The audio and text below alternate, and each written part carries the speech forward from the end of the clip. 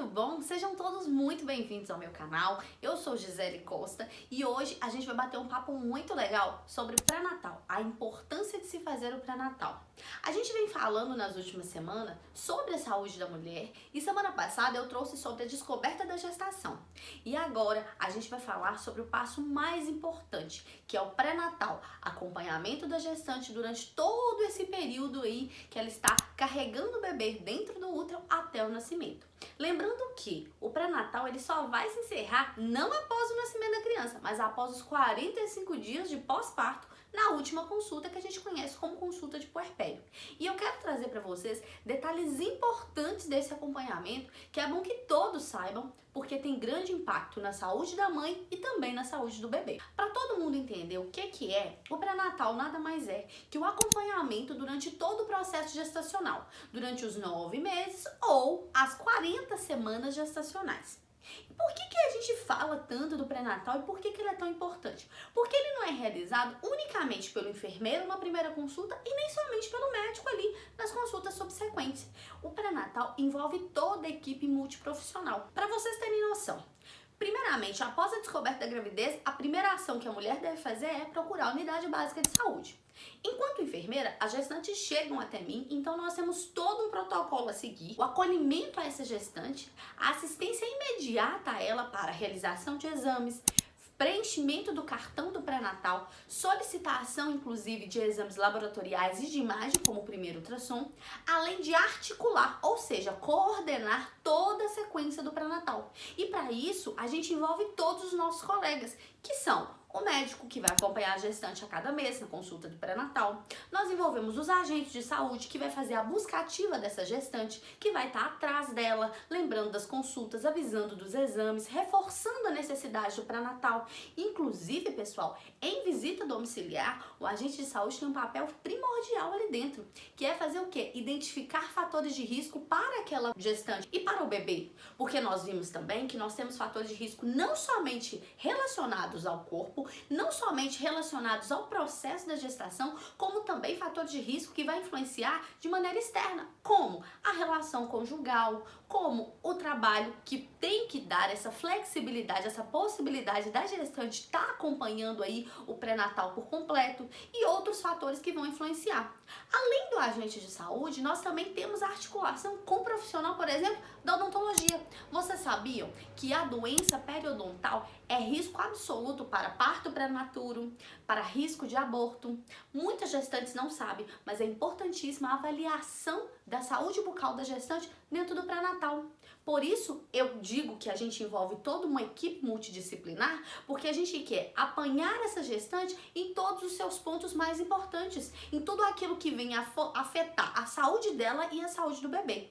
Bem como, a frequência dessas consultas e todos esses profissionais, as vacinas importantes, os grupos de gestantes que agora não pode fazer devido à pandemia, mas que são primordiais para discussão de casa, para ensinar, trocar fralda, dar banho. Então é todo um contexto não somente fixado no processo gestacional, não somente fixado nesse momento aí de mudança da gestação, mas também nessa transformação da rotina e da saúde da mulher que vai ter aí impactos para o resto da vida. O acompanhamento do pré-natal segue uma rotina de protocolos estabelecido pelo Ministério da Saúde, um calendário do qual a gestante vai ser assistenciada periodicamente, ou seja, dentro de um determinado tempo, para assegurar a transformação e as mudanças que essa gestação vão trazer. Então, inicialmente, a primeira consulta da gestante, preferencialmente, deve ser realizada antes da 12ª semana, ou seja, antes de fechar ali os 4 meses iniciais. Por quê, Gisele? Porque esse processo é muito importante. Nessa primeira consulta é o momento em que a gente capta essa gestante e quando a gente faz isso, a gente tem a possibilidade de introduzir as vitaminas essenciais para o pré-natal, para o desenvolvimento do bebê.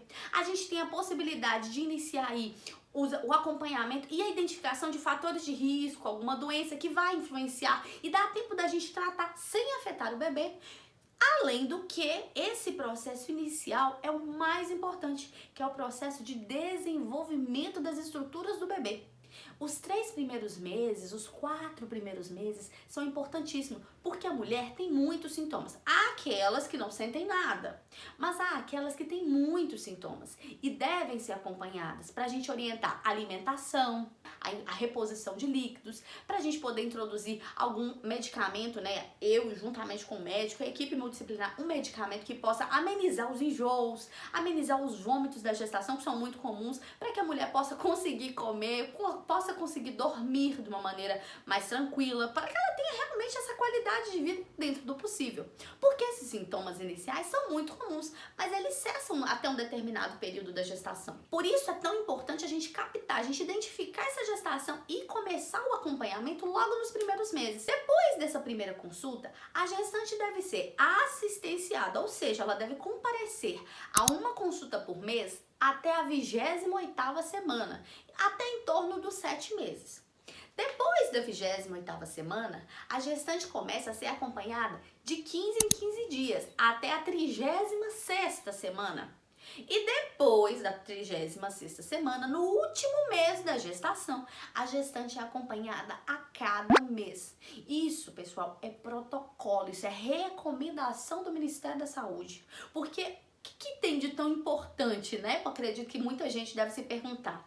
Porque a partir do momento que a gente segue rigorosamente esse cronograma, a gente tem a possibilidade de acompanhar tão de perto a ponto de identificar qualquer alteração que venha afetar a saúde da mulher e intervir prontamente. Uma vez que lá desde o início a gente consegue identificar fatores de risco, também no final da gestação a gente consegue identificar qualquer alteração que venha acontecer no finalzinho para que a gente assegure a saúde da gestante e do bebê e um parto cada vez mais tranquilo. E o que eu quero trazer para vocês agora é, vocês já pararam para pensar quantos exames as gestantes fazem durante todo o pré-natal e por que eles são tão importantes? Um dos principais exames solicitados logo no início da gestação são os exames de Combis indireto e fator RH. Por quê? Eles são exames importantes que a gente chama de marcadores do tipo sanguíneo e principalmente de reação imunológica do organismo da mãe para com o bebê. Quando a mãe tem um fator RH negativo, seja ele qual tipo for, A, B, AB ou O, e o bebê, aquele embrião em desenvolvimento, aquele feto, é do fator RH positivo, existe uma possibilidade do organismo da mãe desenvolver anticorpos contra aquele bebê. E assim ele vai desenvolver uma doença chamada doença hemolítica fetal, que é o risco para aborto, para parto prematuro, interrupção da gestação. E por isso, ele deve ser acompanhado no primeiro, no segundo e no terceiro trimestre, se, por acaso, o fator RH da mãe entra nessa situação, que ele é negativo e possivelmente o feto é positivo, a gente faz o Combis indireto, que ele vai identificar se existe o mecanismo de defesa da mãe, ou seja, anticorpos da mãe que vai atacar aquele feto em desenvolvimento. Se o Combis indireto vier positivo, essa mãe deve ser acompanhada precisamente a cada trimestre, principalmente dentro do pré-natal de alto risco. Porque o risco dessa doença hemolítica, o risco de um parto prematuro, o risco de uma interrupção, que no caso seria o aborto, né? A interrupção da gestação é muito grande. Por isso, tem até outras medidas, inclusive, que são tomadas juntamente com o obstetra para tentar blindar aquela gestação de uma reação imunológica da mãe. Se o Combis indireto vem negativo, significa que a mãe não está desenvolvendo anticorpos que ofereça risco para o bebê e a gestação tende a seguir um fluxo normal até o final. Porém, esse exame de Combis indireto deve ser repetido a cada trimestre, desde que a mãe seja fator RH negativo. Se a mãe for um fator RH positivo, não existe esse risco e ela pode levar essa gestação tranquilamente. Lembrando que, após o nascimento do bebê, existe uma medida que a gente chama de medida profilática, que na verdade é uma medida preventiva, onde a mãe recebe uma substância chamada imunoglobulina para poder blindar o organismo dela contra uma reação, né, de anticorpos para uma próxima gestação. Ela recebe essa imunoglobulina até 72 horas após o parto. É importantíssimo que isso fique muito claro e que a gestante faça esse exame na gestação. Porque na primeira gestação, esse risco de reação imunológica não é tão grande a ponto de interromper a gravidez. Mas se não identificado o fator RH, se não identificado esse risco e se a mãe não receber essa imunoglobulina logo após o primeiro bebê, ou seja, logo após o primeiro parto, numa possível segunda gestação, ela tende aí, infelizmente, a evoluir por aborto, por parto prematuro, por má formação, devido à doença hemolítica fetal. O hemograma é um exame de suma importância para ser realizado. Ele parece bobo, mas ele é um exame que nos direciona muito para a conduta do pré-natal. Ele, por si só, consegue identificar vários fatores para a gente que tem grande importância na gestação, como a anemia, como as plaquetas que devem estar normais, como as células de defesa que devem estar em contagens e quantidade adequada, o tipo das hemácias, a coloração, a forma delas, que indiretamente tudo isso pode influenciar para uma saúde da gestação adequada ou não. Por exemplo, se a gestante me apresenta hemoglobina muito baixa, significa que ela está com uma deficiência aí dessas hemoglobinas? Pode ser por ferro? Pode, mas pode ser por outro fator que a gente também tem que identificar, que vai ter impacto direto na gestação, direto no desenvolvimento do bebê, que pode provocar o parto prematuro e até o aborto no início da gestação.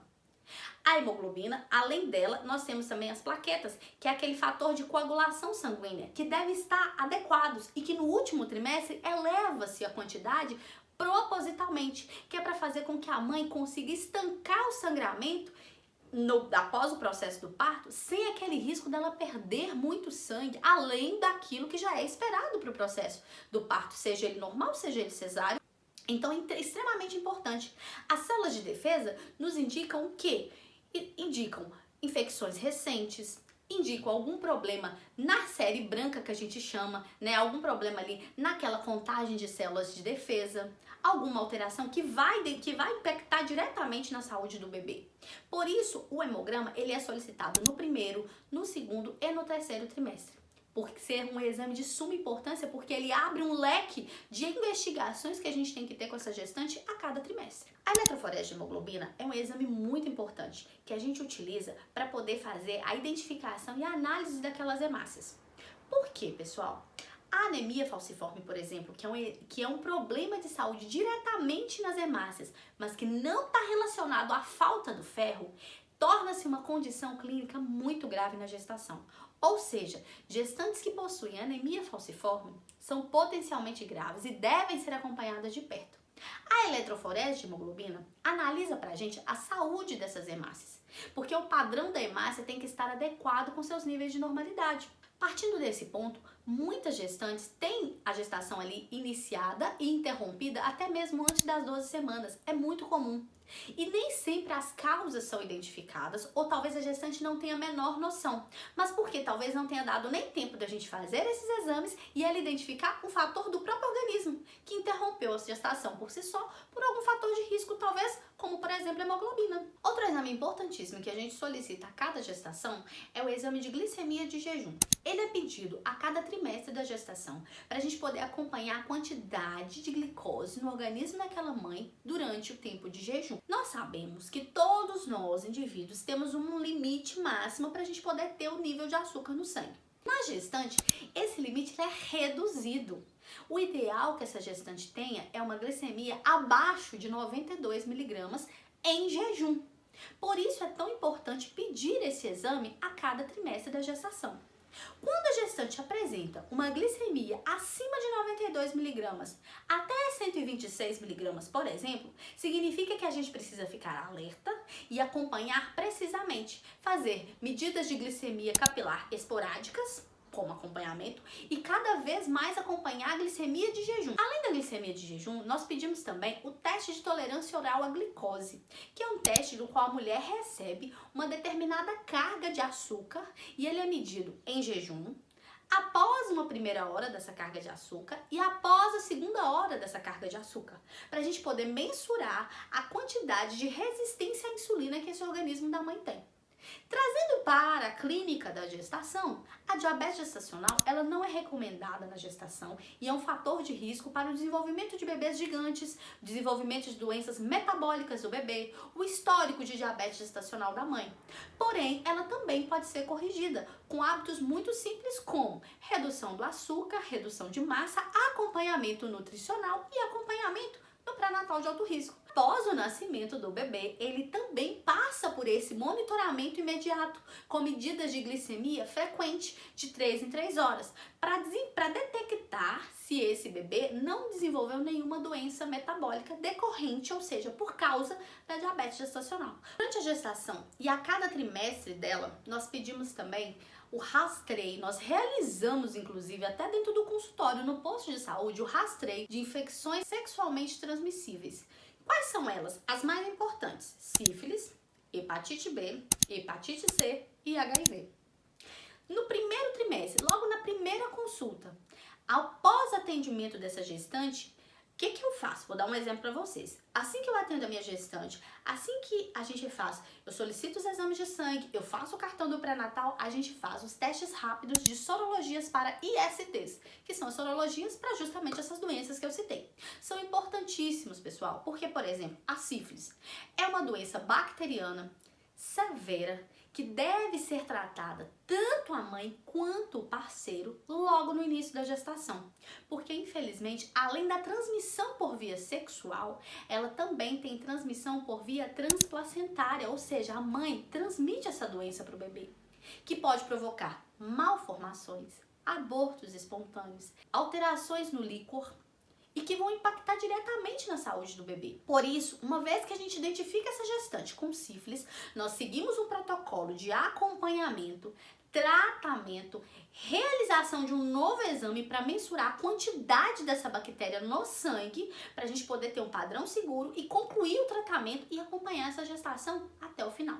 Os exames de sífilis, hepatite B, hepatite C e HIV são solicitados a cada trimestre da gestação obrigatoriamente. Sejam eles nos testes rápidos que a gente faz dentro da unidade básica ou até mesmo nos exames de sangue e sorologia em laboratório.